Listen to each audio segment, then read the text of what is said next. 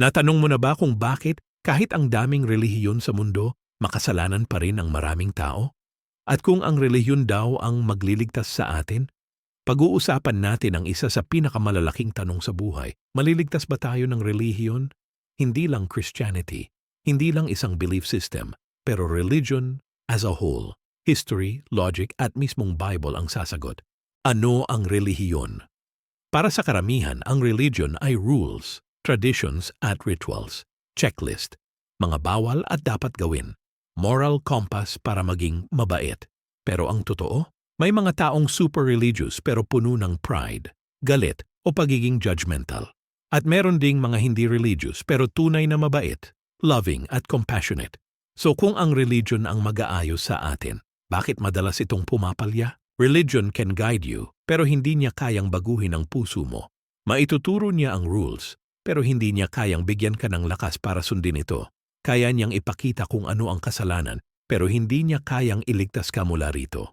Pwede kang mag-church weekly, mag-memorize ng verses, sumali sa ministries at magmukhang holy sa labas pero wasak pala sa loob. Bakit? Kasi ang kasalanan ay hindi skin problem. Ito ay heart problem. At walang ritual o tradition ang makakapag-erase ng guilt o makakapag-ayos ng kaluluwa. Parang hospital, kaya kang i-diagnose pero di siya ang cure. Parang mirror, nakikita mo yung dumi pero hindi ka nililinis. Ganon din ang religion. It can point at the problem but it cannot fix it. Ang sabi ng Biblia, sapagkat walang sino man ang ituturing ng Diyos na matuwid sa pamamagitan ng pagsunod sa kautusan. Sa halip, ipinapakita ng kautusan sa tao na makasalanan siya. Ibig sabihin, hindi ka maliligtas ng relihiyon. Hindi mo kayang i-earn ang heaven. Hindi mo kayang bilhin ang forgiveness. Hindi mo kayang i-behave ang sarili mo papuntang salvation. Sa Isaiah, sabi pa nga, even our best deeds are like filthy rags. Hindi dahil useless ang good works, kundi dahil good works cannot cure the heart. Ang kaligtasan ay hindi reward. Ito ay gift, regalo. At ito ang twist. Hindi kailanman sinabi ng Diyos na umasa ka sa reliyon. Gusto niyang umasa ka sa Kanya. Ano ang difference between religion and relationship? Religion says, gumawa ka pa ng mabuti, galingan mo pa, maging perfect ka. Jesus says, it is finished. Religion says, patunayan mong karapat-dapat ka. Jesus says, minahal na kita. Religion says, ayusin mo muna sarili mo bago ka lumapit sa Diyos. Jesus says, lumapit ka muna, ako ang aayos sa'yo. Ito ang biggest misunderstanding. Ang Kristyanismo ay hindi relihiyon. Ito ay relationship with Jesus. Religion builds a ladder, pero si Jesus, bumaba para abutin tayo. So, can religion save us? So sagutin natin yung tanong, maililigtas ba tayo ng relihiyon? Ang sagot, hindi. Religion can guide you, pero hindi ka kayang iligtas.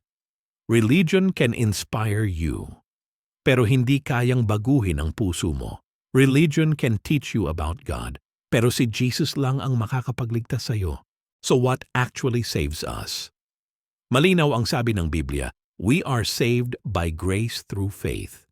Hindi dahil sa gawa, hindi dahil sa rituals, hindi dahil sa reliyon. Grace ang nagliligtas. Faith ang paraan para matanggap ang kaligtasan. Si Jesus ang nagbibigay ng kaligtasan. Siya ang nabuhay ng perfect life na hindi natin kayang gawin sa buhay. Siya ang namatay para sa kasalanan natin. At siya ang nabuhay muli para bigyan tayo ng bagong buhay. Hindi ito reliyon. Ito ay rescue. Ito ay redemption. Ito ay relasyon. Kung napagod ka na sa religion, sa rules at sa guilt, maybe it's time na lumapit ka sa the one who came to set you free. Walang iba kundi si Jesus Christ. Kung kasapi ka sa isang religion, siguraduhin na ito ay Bible-centered o ang Bible ang final authority. Christ-centered o si Kristo lang ang itinuturong makakaligtas sa atin ayon sa Biblia. Kung nakatulong sa iyo ang mensaheng ito, like, subscribe at i-share mo sa taong kailangan marinig ito.